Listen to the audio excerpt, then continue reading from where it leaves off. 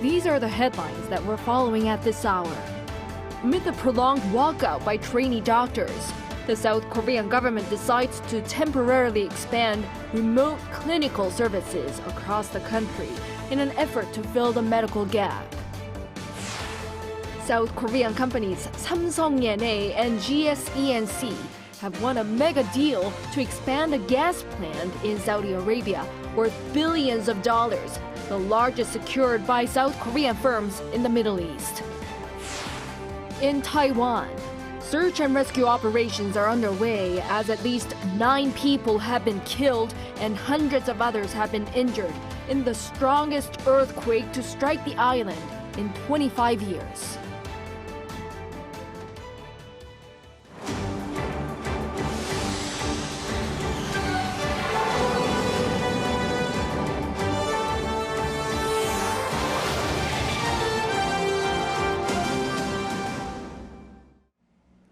Good evening. It's 9 p.m. here in Seoul. Thank you for joining us on Arirang News. South Korea is expanding remote clinical services via video or phone as part of extended efforts to tackle the ongoing medical disruption amid the doctors' walkout. Meanwhile, President Yoon shows his intent to talk to the protesting doctors himself. Our Choi Soo-hyung leads us off. Amid the ongoing dispute over an increase in the medical school enrollment quota, the government has also decided to temporarily expand telemedicine services to local public health centers across South Korea. During Wednesday's briefing, the government said the measure is part of an emergency medical system to fill potential medical service gaps in certain areas like islands. The health ministry said diagnoses and prescriptions for minor illnesses can be obtained at 246 public health centers nationwide. The current procedures for non-face-to-face medical care, such as sending prescriptions to pharmacies, will apply equally. This will make it more convenient for people who have been using local public health centers for purposes such as healthcare management and prevention.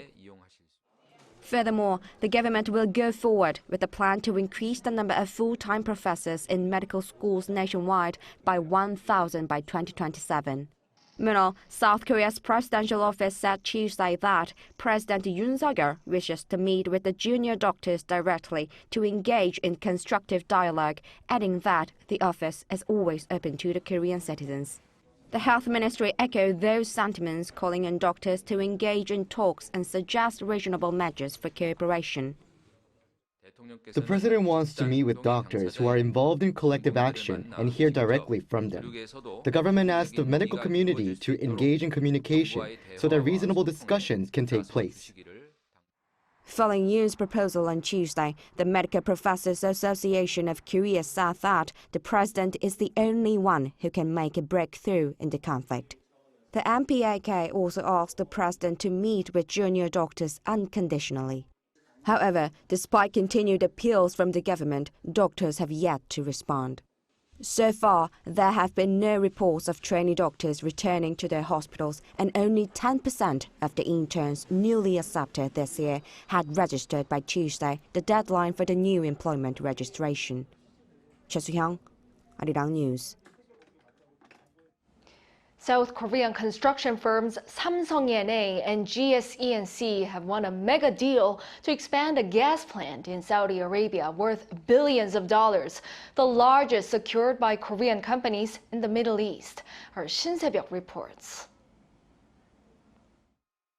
Samsung E&A and GSENC have won a combined $7.2 billion deal to expand a gas plant in Saudi Arabia. Samsung's construction arm announced Wednesday that it had been successful in securing $6 billion worth of contracts for packages number 1 and number 4 for the Fat Hilli gas plant expansion project from Saudi Arabia's state-owned oil company Aramco, the largest project a South Korean construction firm has ever secured in the Middle East country. These packages involve building a gas processing plant and utility and additional facilities. GSENC also bagged an order worth $1.2 billion for the program's package number 2, the construction of a sulfur recovery processing plant. The contract value that the two companies have secured this time equals about a fifth of all overseas contracts won by South Korean construction firms last year. Thanks to these contracts, the total value of overseas construction orders secured as of April 2nd this year has hit over $12.7 billion, more than doubling last year's figure for the same period. The deals also come less than a year after Hyundai Construction landed a $5 billion deal for a petrochemical plant in Saudi Arabia last June. With the domestic real estate market experiencing a downturn, the construction industry is increasingly looking abroad for opportunities. Amid these circumstances, the latest deals are fueling expectations for a second Middle East construction boom. This potential boom harks back to the first one in the 1970s, when Korean construction firms made significant inroads into the Middle East, setting the stage for Korea's rapid economic growth. The presidential office hailed the contract on Wednesday, saying it resulted from President Yoon's summit diplomacy with Saudi Arabia's Crown Prince Mohammed bin Salman. The two leaders have exchanged visits, with President Yoon making a state visit to Riyadh last October, where an agreement was made to strengthen cooperation in infrastructure. According to Aramco, Saudi's state petroleum company, the project will increase the Fat Hilli gas plant's processing capacity from 2.5 to up to 4 billion standard cubic feet per day, raising production capacity by more than 60% by 2030 compared to 2021. 신세벽, Arirang News. South Korea's shipbuilding industry has reclaimed the top spot in the value of quarterly global ship orders for the first time in 3 years, outpacing its Chinese rivals. According to the industry ministry on Wednesday, the total value of ship orders for Korean shipbuilders in the first 3 months of the year was $13.6 billion, up by over 40% year on year. China recorded over $12 billion. The total value for Korean shipbuilders in the first quarter was nearly half of that recorded during the whole of 2023. South Korea was also ahead of China in terms of the amount of orders made in March alone.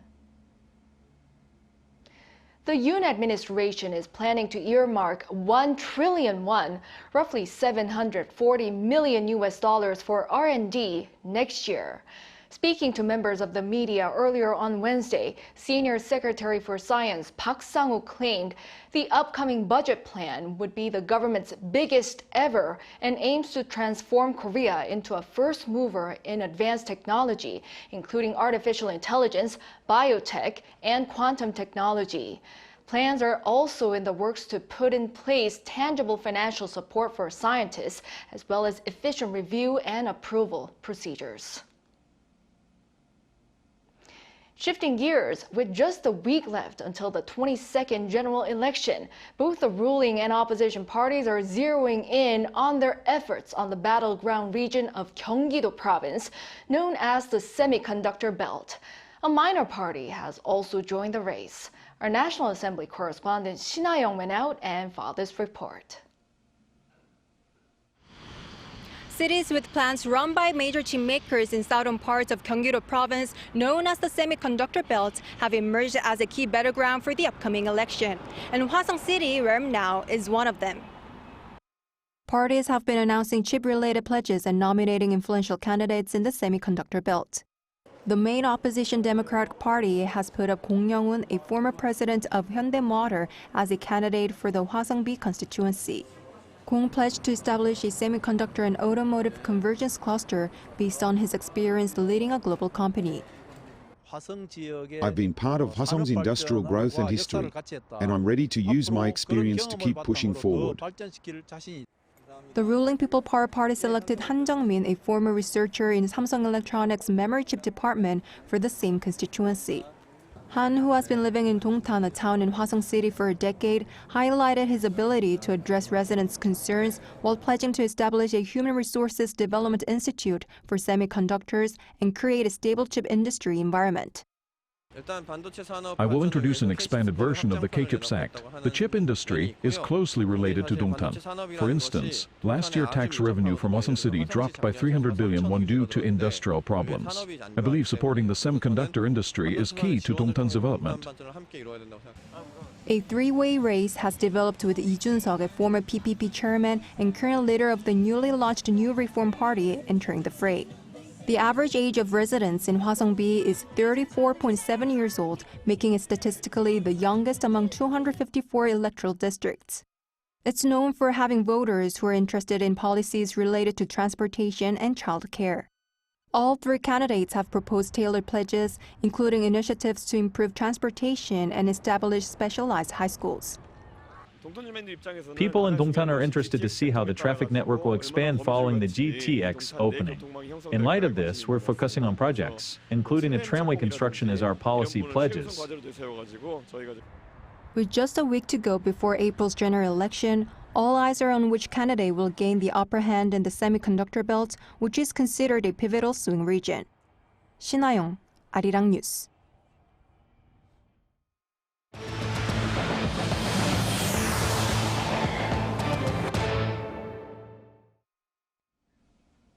A massive earthquake hit Taiwan on Wednesday, leaving at least 9 people dead and hundreds injured.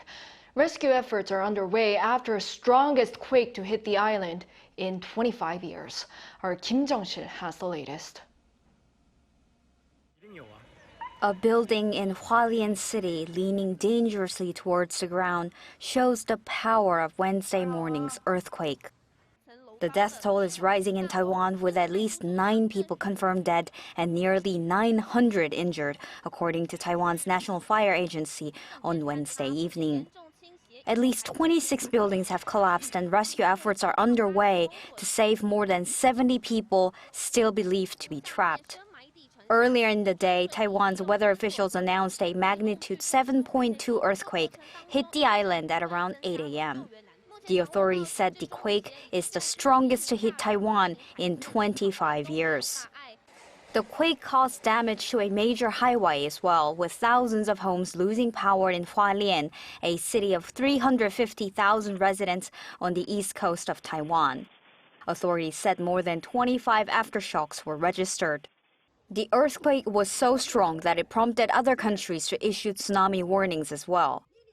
Japan alerted people in Okinawa, some 700 kilometers away from Taiwan, to evacuate due to a possible tsunami, the first such warning in Okinawa since 2011. The warning was lifted around noon on Wednesday with no damage reported due to tsunami waves. The Philippines also warned residents in the coastal areas of possible high tsunami waves. It also lifted its warning later on Wednesday. Kim Jung-sil, Arirang News. NATO Secretary General Jens Stoltenberg has officially invited the South Korean president to the NATO summit that'll be held in Washington this July. This is the 3rd year in a row that South Korea and 3 other NATO partners in the Indo-Pacific region have been invited to the summit. Those other partners are New Zealand, Australia, and Japan. Speaking to reporters on Wednesday in Brussels, the NATO chief also highlighted how North Korea and Iran were delivering substantial supplies of weapons and ammunition to Moscow, saying Russia's, quote, friends in Asia are vital for continuing its war of aggression. He said this has regional and global security consequences. A day after firing a missile into the East Sea, North Korea confirmed the launch, claiming it was a successful test of a new solid-fuel hypersonic missile, ballistic missile, while boasting about its weapons development. The South Korean military sees the North's claims exaggerated. Bae Eun-ji has more. North Korea has claimed that it successfully test-fired a new type of solid-fueled hypersonic missile. The regime state-run media said Wednesday that the first launch of the Hwasong-16 intermediate-range missile was carried out the day before. It said the test was overseen by leader Kim Jong-un, who announced the regime has now turned all of its missiles into solid-fueled nuclear-capable ones, with independently controlled warheads. The North said the latest test was aimed at verifying the weapon system's reliability, and that the missile traveled around 1,000 kilometers. However, following the launch, the South Korean military assessed that the missile traveled only about 600 kilometers before falling into the East Sea. It dismissed speculation on Wednesday that the country's radar systems were unable to fully track the missile, saying the North's claims were exaggerated. The military said the latest test appears to have been an early development stage 1, although it admitted that Pyongyang appeared to have made some technological progress. The Joint Chiefs of Staff said it would take some time for the North to deploy hypersonic missiles that can maneuver perfectly. Hypersonic missiles can travel at more than 5 times the speed of sound. A missile expert said their speed and unpredictable flight paths make them very difficult to track and intercept. Since North Korea pledged to develop hypersonic missiles in 2021, it has gone through a lot of trial and error. For the first time, North Korea has tested a specific form of hypersonic missile that it's been aiming for. It will likely test fire the missile 2 to 3 more times. He added that the North is likely to start developing hypersonic ICBMs, which are longer-range missiles that are aimed at targeting the U.S. mainland. Developing hypersonic weapons was one of the regime's 5 main tasks under a 5-year military plan announced at the start of 2021. Last month, the regime claimed it had successfully ground-tested a solid-fueled engine, which it said would be used in a new type of hypersonic intermediate-range ballistic missile. IRBMs are capable of targeting places such as Okinawa in Japan, 1,400 kilometers away from Pyongyang, or Guam, which is 3,500 kilometers away. North Korea has been developing solid-fuel missiles as they can be launched quickly, with little preparation compared to liquid-fuel ones. 배은지, Arirang News.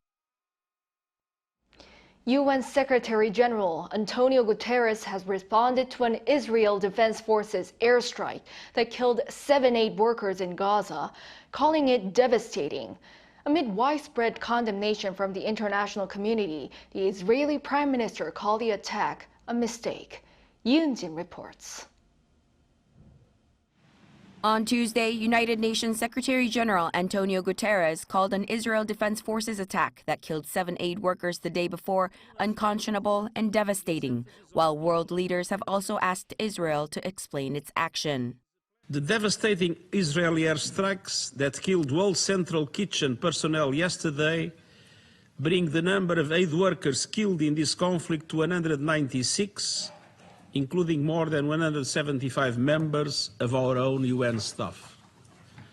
This is unconscionable, but it is an inevitable result of the way the war is being conducted.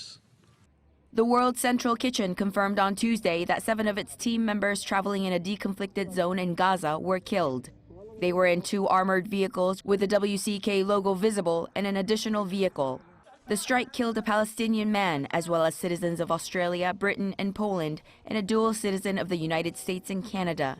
The aid charity WCK immediately suspended operations at 68 community kitchens where food was being distributed in Gaza. Guterres also said the attack was yet more evidence of the need for a ceasefire. It demonstrates yet again the urgent need for an immediate humanitarian ceasefire, the unconditional release of all hostages, and the expansion of humanitarian aid into Gaza, as the Security Council demanded in its resolution last week. The resolution must be implemented without delay. Meanwhile, Israeli Prime Minister Benjamin Netanyahu called the airstrike a mistake, while the Israeli military pledged to conduct an investigation into the incident. Some of Israel's closest allies, including the United States, condemned the attack, with U.S. President Joe Biden saying that it demonstrated that Israel was not doing enough to protect civilians. Yoon, Arirang News. In other news, despite the rainy weather, more than 6,000 people gathered on Wednesday to say goodbye to Fu Bao, the first giant panda born in South Korea. Since early morning, a crowd formed at Everland Zoo where Fu Bao was born and grew up. Visitors wanted to see the giant panda one last time before she was flown to China later on Wednesday. She was accompanied by her zookeeper for the entire journey on a climate-controlled flight. Major Chinese outlets also sent the reporters to the zoo and live-streamed the emotional farewell scene. Fu Bao has not only been a symbol of panda diplomacy between Seoul and Beijing, but has also evolved to a cultural icon in Korea.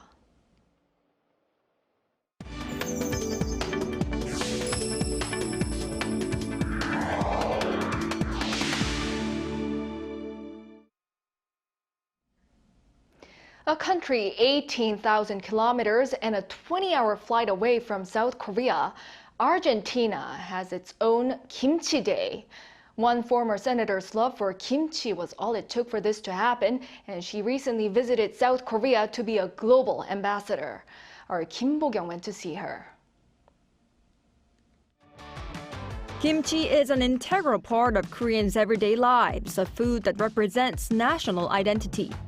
South Korea in 2020 declared November 22nd as Kimchi Day to raise awareness globally about this Korean staple.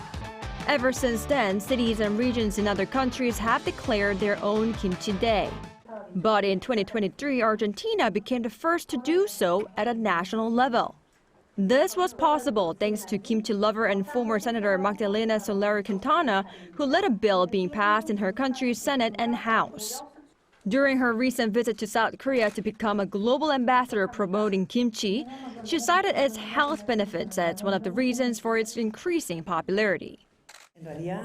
People in Argentina enjoy beef, so fat intake is very high, so kimchi is a great match. Argentinian people are very interested in health along with the effectiveness of probiotics. This has naturally led to kimchi's popularity.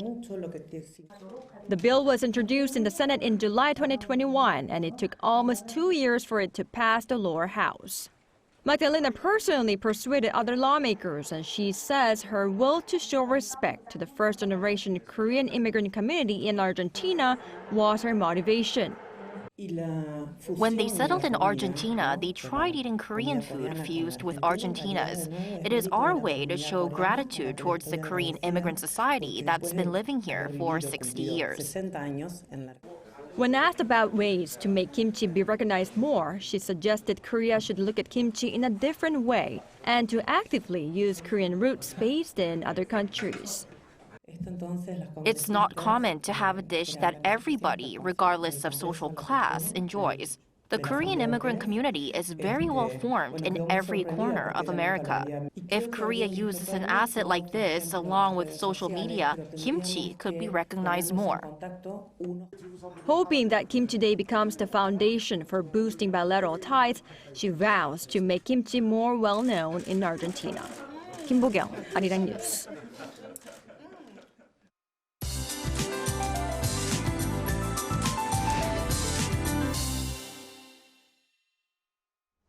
Spring rain has fallen across the nation today. In the central parts of the country, most rain stopped by the afternoon. However, more rain will continue in some southern parts of the country and Jeju Island until tonight. Other than spring rain, strong winds will hit Jeju Island and the south coast. A strong wind warning has been put in place with gusts of more than 20 meters per second until tonight along the coast of Jeollanam-do Province. Jeju Island will be windy until early tomorrow morning. Skies won't be clear tomorrow either. Tomorrow morning, the view will be stuffy as thick fog covers the mountainous areas of Gyeonggi-do Province. Please drive safely in the morning in this area. The whole country will be cloudy and raindrops will fall slightly in Jeollado and Chungnam-do provinces. The weather will be similar to the average for this time of year. Tomorrow, Seoul, Daejeon, and Daegu will start off at 10 degrees. Daily highs will move up to 20 in Seoul and Daejeon, Chuncheon and Daegu, 18 degrees Celsius. Mild spring weather will continue this upcoming weekend. That's all for Korea. Here are the weather conditions around the world.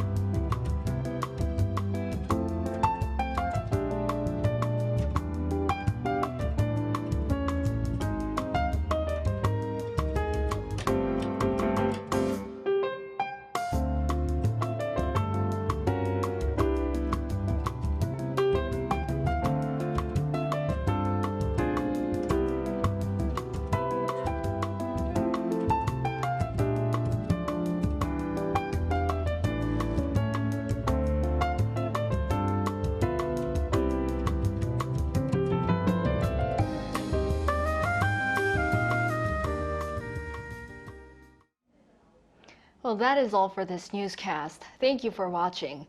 We'll be back at 10 p.m. with the AI headline news. Good night.